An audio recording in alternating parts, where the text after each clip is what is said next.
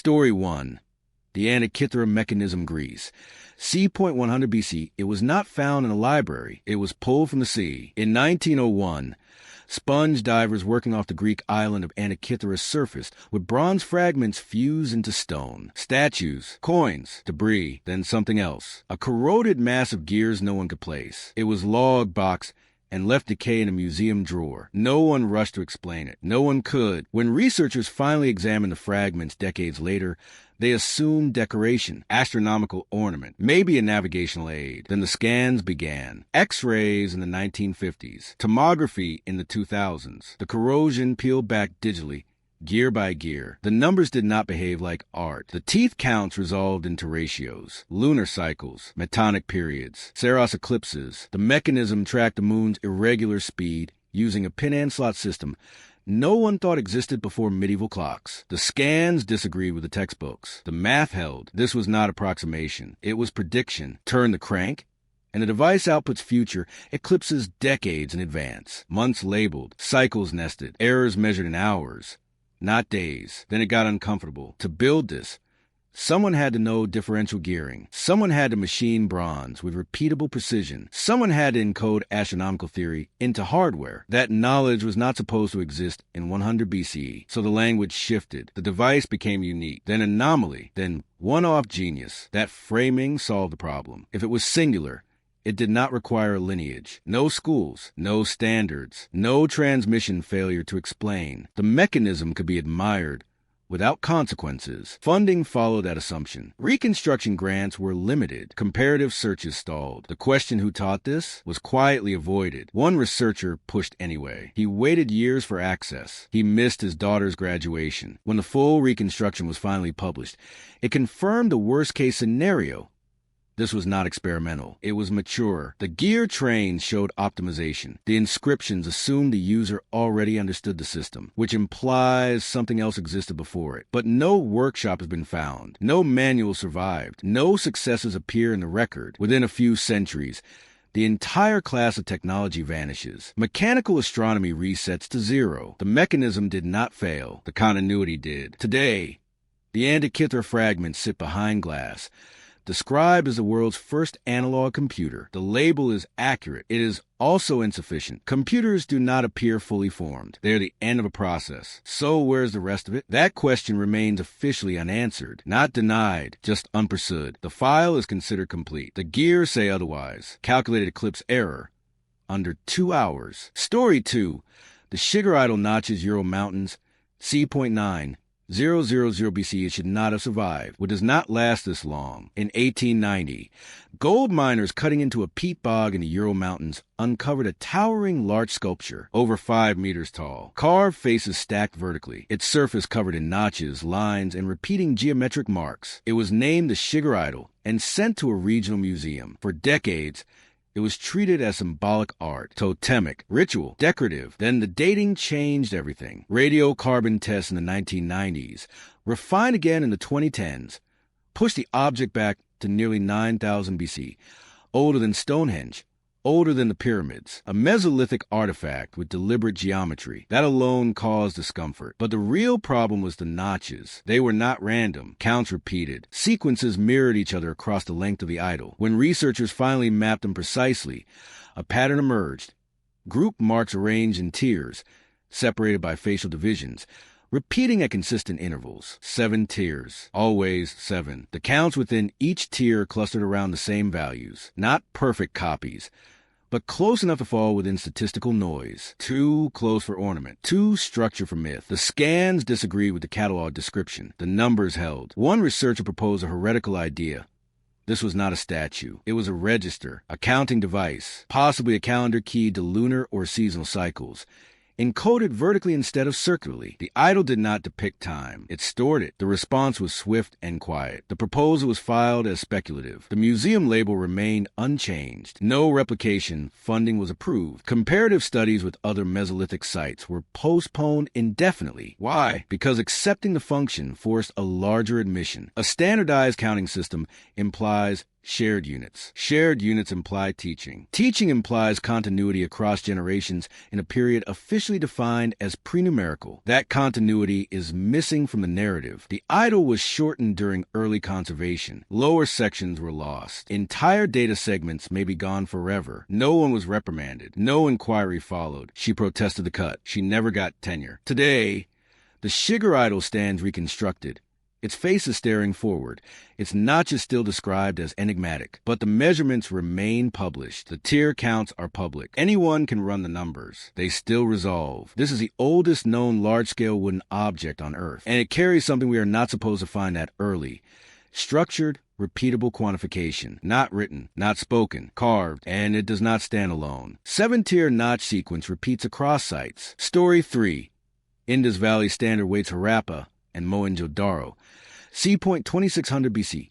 They fit in the palm. They changed everything. When British archaeologists excavated the Indus Valley cities in the early 20th century, they uncovered thousands of small stone cubes, polished, uniform, found in homes, workshops, and markets. At first glance, they looked mundane, trade weights, nothing more. Then someone weighed them properly. The masses were not arbitrary. They clustered into precise ratios: 1, 2, 4, 8, 16, scaling upward with almost no deviation, a binary progression, stabilized by decimal anchors at higher levels. The smallest units differed by less than 2%, many by less than 1. The numbers refused to drift, city to city, century to century. This was not casual trade convenience. It was enforcement, a shared standard applied across a civilization spanning more than 1 million square kilometers. No central palace, no visible empire, yet the units held. The scans disagreed with expectations. The ratios held. When statisticians reanalyzed the datasets in the 2000s,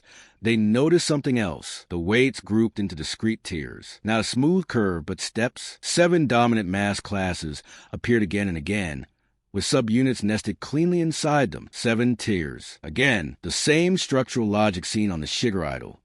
Different material, different purpose, same quantification architecture. Measurement encoded as progression, not approximation. To maintain the system, someone had to police it. Workshops had to calibrate stones. Traders had to reject non-conforming units. Apprentices had to be trained. Errors had to be punished or corrected. None of that bureaucracy appears in the surviving record. Instead, the Indus civilization is described as peaceful, decentralized, almost administrated by accident. The weights are treated as passive artifacts, not evidence of an active metrological regime. When one research team proposed that the Indus Valley operated under a continent scale standard authority, informal but real, the response was immediate. The claim was labeled overinterpretation. The word appears repeatedly in peer reviews. Funding shifted. The model was shelved. One junior analyst attached to the project lost her position when the grant cycle closed. She left academia entirely. The dataset remains online. Her name rarely appears with it. The official explanation is simpler. Merchants converge on similar weights organically. Markets tend toward efficiency. No central logic required. But efficiency does not produce 7-tiered mass hierarchies with consistent subunit ratios across centuries. Enforcement does. And enforcement leaves scars. Discarded weights, recalibration marks, transitional forms. Those exist. They are just not emphasized because emphasis invites questions. If the Indus Valley mastered standardized mass this early, then measurement did not slowly evolve from barter. It arrived already structured, already abstract, already taught, which raises the same problem encountered before. Where did the system come from? And why does it keep reappearing? The weights sit in drawers now, labeled and measured, their precision acknowledged but minimized. They are presented as evidence of trade, not cognition, but trade does not invent standards. Standards enable trade. And this one fits a pattern we have already seen. 7-tier mass, standard spans over 1,000 kilometers. Story 4, Maya E Group Solar Observatories Mesoamerica. C. 1000 BC. 250 C. They are called plazas. They behave like instruments. Across the Maya lowlands, archaeologists identified a recurring architectural layout now labeled E-groups, a western pyramid facing a long eastern platform with 3 small structures aligned along its crest. The explanation came quickly. Ceremonial space, processional theater, symbolic cosmology rendered in stone. Then the sun started hitting the markers. On the equinoxes, it rises over the center structure. On the solstices, It breaks precisely over the northern or southern flanking buildings, not approximately, not poetically, repeatedly, site after site, over centuries. The alignments refused to drift. The geometry held. When surveyors ran modern theodolite in GPS checks, the margins came back tight, often within a quarter of a degree, in tropical environments, built without metal tools, maintained across rebuilding phases. This was not symbolism, it was calibration. Each E-group functioned as a solar observatory, fixing the agricultural year to stone, planting schedules, ritual cycles, tax collection. Time was not announced by priests. It was measured by architecture. But the classification never changed, because calling them observatories introduces a problem. Observatories require standard orientation rules, baselines, shared angular conventions. A lone ceremonial complex can be dismissed. Hundreds cannot. The record shows early E-groups being modified, sightlines adjusted, platforms extended by measured increments.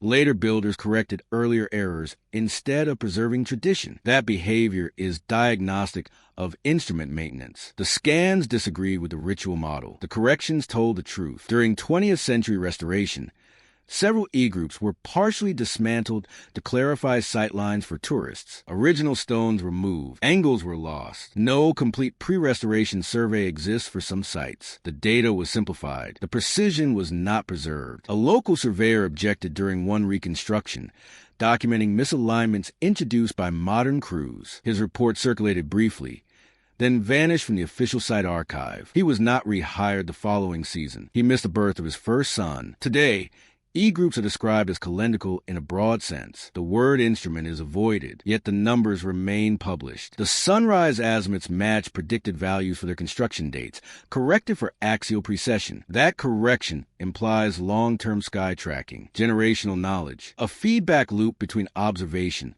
and architecture. In other words, measurement. And it does not stand alone. Similar solar sightlines appear in cultures thousands of kilometers apart. Different gods, same angles. By now, coincidence is under strain. We have seen precision in gears, in wood, in mass. Now it appears in stone. Scale to cities. Use to control time itself. The question is no longer whether these people could measure. It is why we keep refusing to call it that. Solar error margins remain under 1 day across centuries. Story 5. Roman dodecahedra across northern Europe.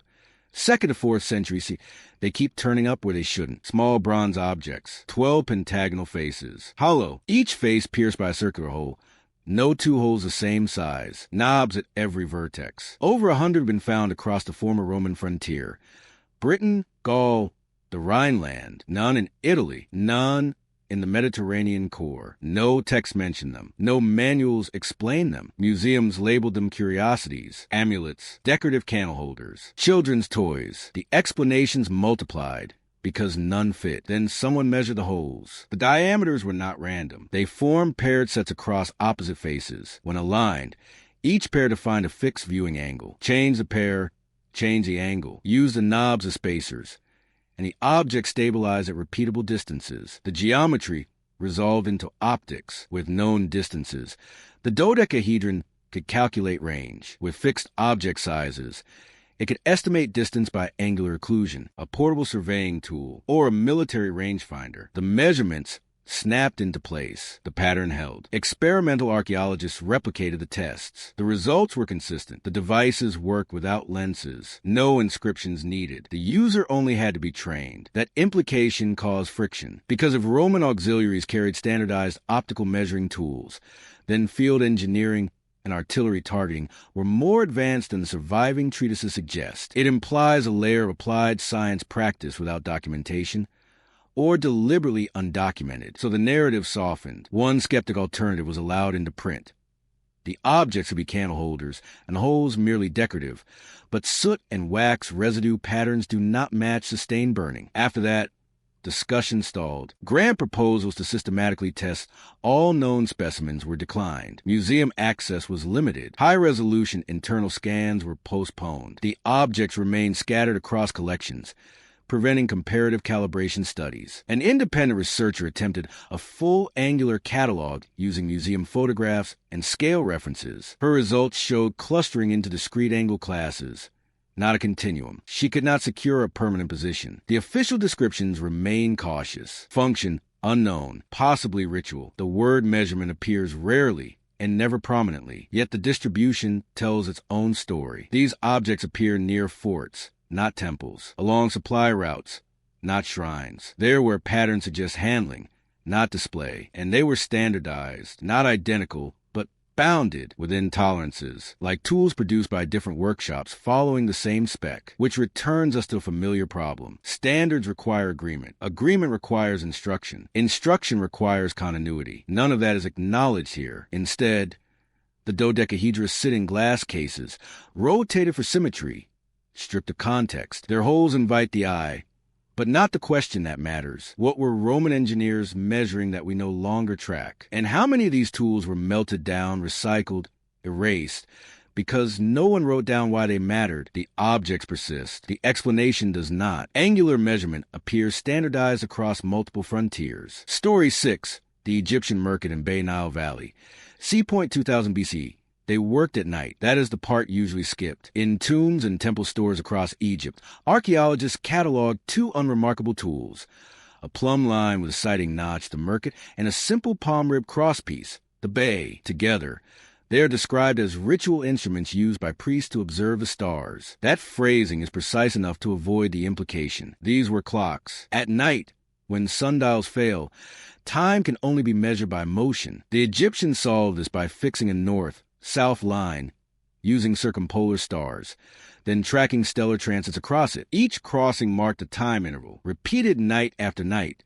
The interval stabilized. The system did not rely on mythology. It relied on repeatability. Texts from the Middle Kingdom describe hour stars, specific stars assigned to specific times of night, changing with the season. The Merkit aligned the observer. The Bay fixed the baseline. Together, they produce a measurable, teachable method for timekeeping in darkness. The tolerances matter. Modern reconstructions show that with careful use, the system can mark hours within a margin of minutes. Over a full night, the accumulated error remains low. For an ancient society, this is operational precision. The measurements disagreed with the ritual label. The method behaved like engineering, but the official framing persisted, because calling it a clock creates problems. It implies standardized hours before mechanical time. It implies training, calibration, and institutional enforcement.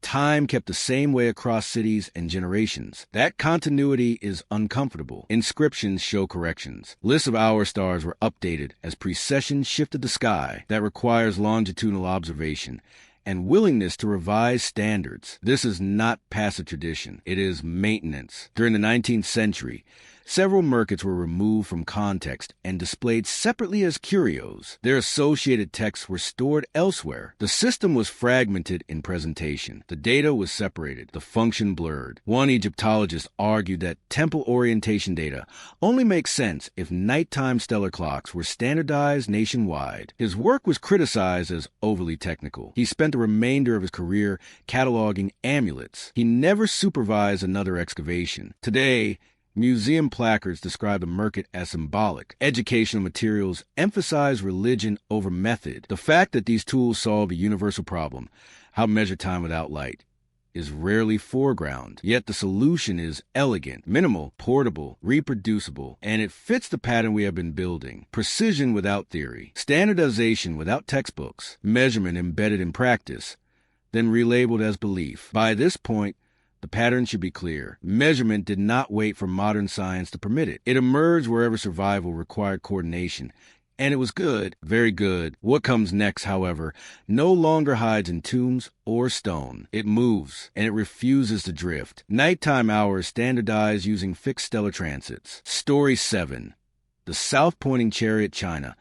3rd century CE, it pointed south without a compass. That is not a metaphor. Chinese historical texts describe a wheeled vehicle topped with a small human figure whose arm always indicated the same direction, south, regardless of how the chariot turned. No magnet, no stars, no external reference once it began moving. For centuries, the account was treated as allegory, a moral symbol of righteous governance, direction as virtue. Engineers smiled politely and moved on. Then reconstructions began. The earliest detailed descriptions attribute the device to Ma Jun, a mechanical engineer in the state of Wei.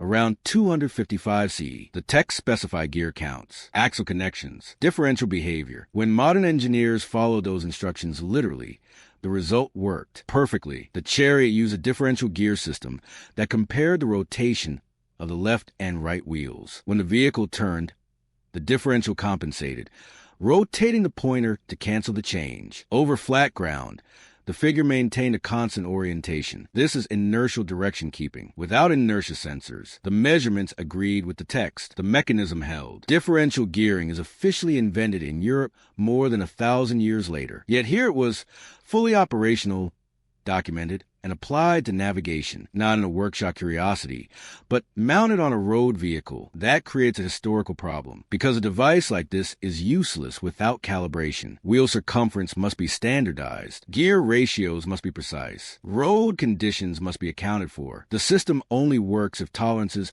are known and managed, which means measurement was embedded at every level. The usual escape hatch is to call it singular, a lost marvel, the product of one genius, never repeated. But the texts disagree. Multiple reconstructions are accorded across dynasties. Repairs are mentioned. Upgrades noted. This was not a stunt. It was infrastructure. So why did it disappear after the fall away? The Chariot fades from the record. Later dynasties reference it vaguely, without details. The mechanical knowledge fragments. By the time compasses become widespread, inertial direction keeping is forgotten. A court engineer who attempted a reconstruction in the Song dynasty reportedly failed. His notes do not survive. The failure is remembered. The method is not. He lost imperial favor. His workshop was dissolved. Modern demonstrations confirm the principle, but downplay the implication. Museum replicas emphasize novelty. Textbooks mention it as a curiosity, not as evidence of an alternative navigational paradigm, because acknowledging it forces a recalibration. Navigation did not require magnetism. Precision did not require modern sensors. Direction could be preserved mechanically if measurement was good enough, and it was. At this point in the record, measurement has moved from fixed sites to mobile platforms, from stone and wood to brass and wheels, from observing nature to compensating for it. The system is growing, which raises the next question. If ancient engineers could preserve direction on a moving vehicle, what else could they encode without writing it down? Mechanical invariance maintained across kilometers without magnetic reference. Story 8. The Inca Quipu Andean Highlands, c.1400. 1530 CE, they burned the archives first. That was not accidental. When Spanish forces entered the Inca world, they encountered an empire with no written alphabet and an administration that functioned anyway. Taxes collected, storehouses balanced, census data updated, armies supplied across thousands of kilometers of mountains. The records were strings. Quipu, bundles of cords dyed in colors, knotted at precise intervals, suspended from a primary line. To the invaders, they looked like mnemonic aids, memory tricks, primitive substitutes for writing. So they were destroyed. Thousands were burned as idolatry. Others were seized and stored without interpretation. By the time scholars began to look seriously, most of the dataset was gone. What survived was enough to cause trouble. When researchers cataloged extant Quipu in the late 20th century, they noticed constraints. Not types followed rules. Positions mattered. Color combinations repeated. The spacing between knots was not decorative. It was measured. The counts resolved into base 10 structure. But not only base 10, clusters appeared. Hierarchies. 7 levels of information recur across multiple Quipu sets. Primary chord, pendant, subsidiary of subsidiary, down to fine-grained knot groups. 7 layers of encoding nested consistent. 7 tiers. Again, this was not storytelling. It was data architecture. Statistical analysis showed that some Quipu encode the same information redundantly, cross-checking totals across branches, error correction, accounting logic, the kind used when accuracy matters and failure is costly. The knots disagreed with the mnemonic model. The structure behaved like a database. Colonial administrators noticed this early. Some relied on Quipu keepers, Kapukameak, to manage tribute records. Others banned them outright. A 1583 decree explicitly forbade Quipu use in legal proceedings, because if the strings were accepted, Spanish paperwork lost authority. The ban worked. Knowledge transmission broke within a generation. Quipu literacy vanished. Surviving chords became mute artifacts. Museums displayed them as art. Labels emphasized color and texture, not syntax. One Peruvian researcher spent decades mapping not sequences across collections worldwide. She identified repeating administrative formats, census templates, warehouse tallies, labor quotas. Her work struggled for funding. She never gained access to colonial archives she requested. Today, most Quipu are still undecoded, not because they lack information, but because the key was deliberately removed. The keepers were killed or silenced. The instruction chain was severed, yet the measurable structure remains. 7-tier information hierarchies, decimal control, redundancy for verification. At this point, the pattern tightens. We have seen 7-tier logic carved in wood, pressed into stone weights, and now tied into chord, different continents, different eras, same architecture of measurement. This is no longer coincidence. It is inheritance without a name, and it points directly to the next site where the same logic was frozen in stone, scaled to the sky, and still refuses to drift. 7-tier encoding confirmed across independent Quipu datasets. Story 9. Stonehenge as a calibrated ring Britain.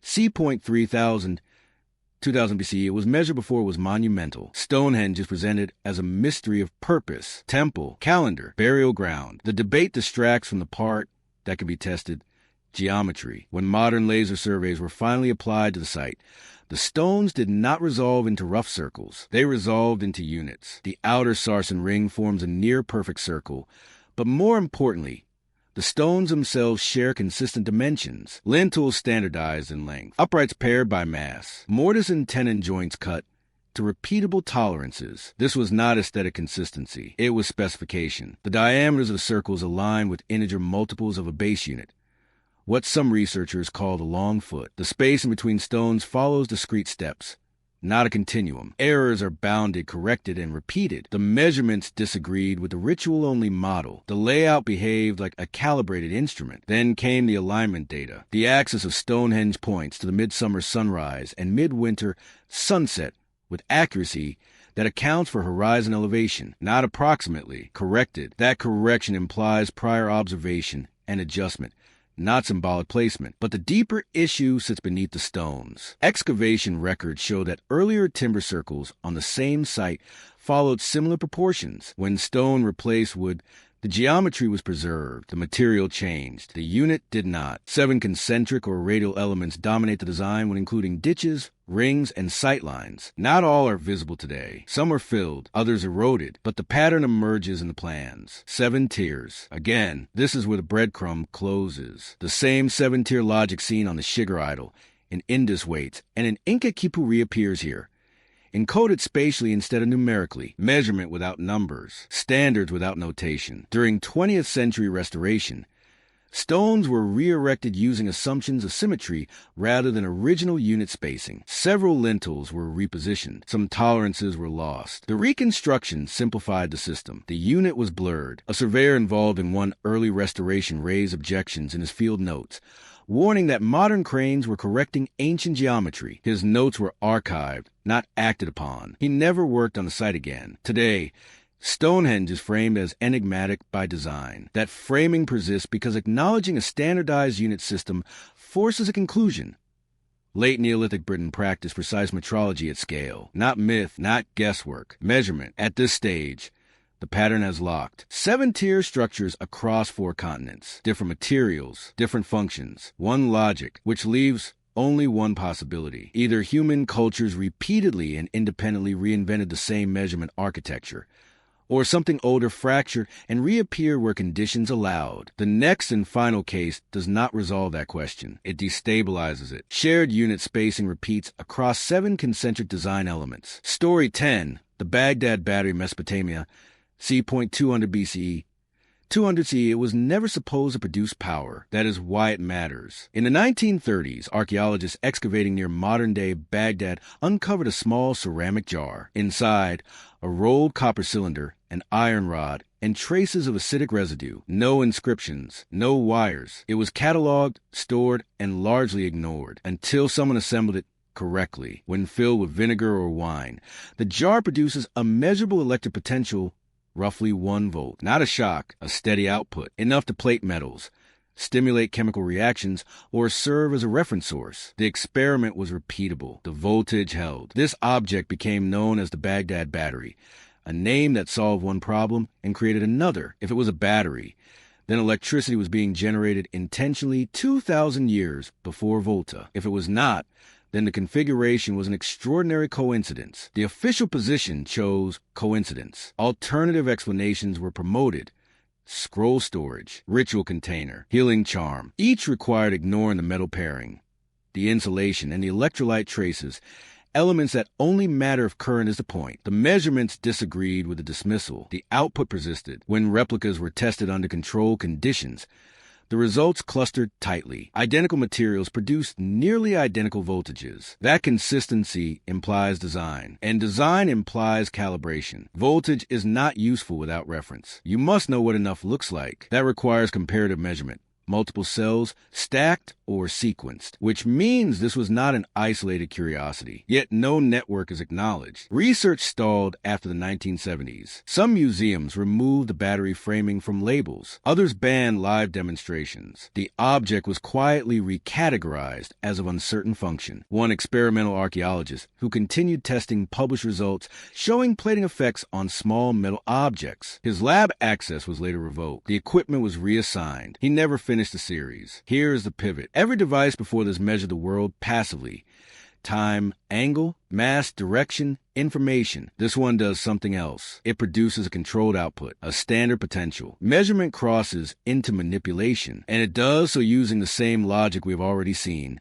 Bounded output, repeatable construction, implicit unitization. Not written, not theorized, embedded. By this point, the 7-tier pattern has run its course. What remains is the implication. If ancient cultures could generate and standardize electrical potential, then the boundary we draw between ancient and modern science is artificial. Not wrong, artificial. The Baghdad battery is treated as a joke because taking it seriously forces a question no one wants to answer. What happens to history if measurement did not lead to science, but survived it? This is where the file ends and where the conclusion begins. Repeatable voltage output confirms controlled, not accidental construction.